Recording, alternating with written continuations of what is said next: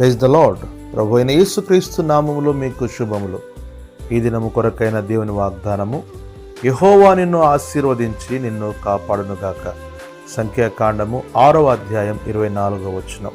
ఈ మాట యాజకులైన అహరోనును అతని కుమారులను ఇశ్రాయేలీలను దీవించిన సందర్భములో చెప్పవలసిన మాట. ఈ వచన భాగములో 2 ప్రాముఖ్యమైన మాటలను గమనించగలము. మొదటిది ఆశీర్వాదము, రెండవది కాపుదల. ఆశీర్వదించెదను అను ఈ మాట దేవునికిని ఆయన ప్రజలకు మధ్యలో ఉన్న సంబంధము గూర్చి తెలియజేయుచున్నది. అంతేకాదు, ఇది మన పితరుడైన అబ్రహాముతో దేవుడు చేసిన నిబంధనను గూర్చి తెలియజేయుచున్నది. ఇశ్రాయేలు ప్రజలు అభివృద్ధిని పొందుచు విజయముతో ముందుకు సాగునట్లు దేవుడు వారిని ఆశీర్వదించు ఉన్నాడు.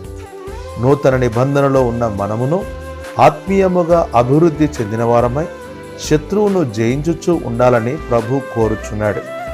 రెండవ మాట కాపాడెదను. ఇశ్రాయేలును కాపాడువాడు కునుకడు, నిద్రపోడు.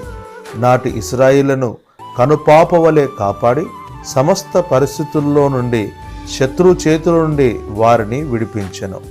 అదే రీతిగా నాడు వారిని కాపాడిన దేవుడు నేడు మన ఆత్మలను, మన ఆత్మీయమైన జీవితమును కూడా కాపాడువాడై ఉన్నాడు.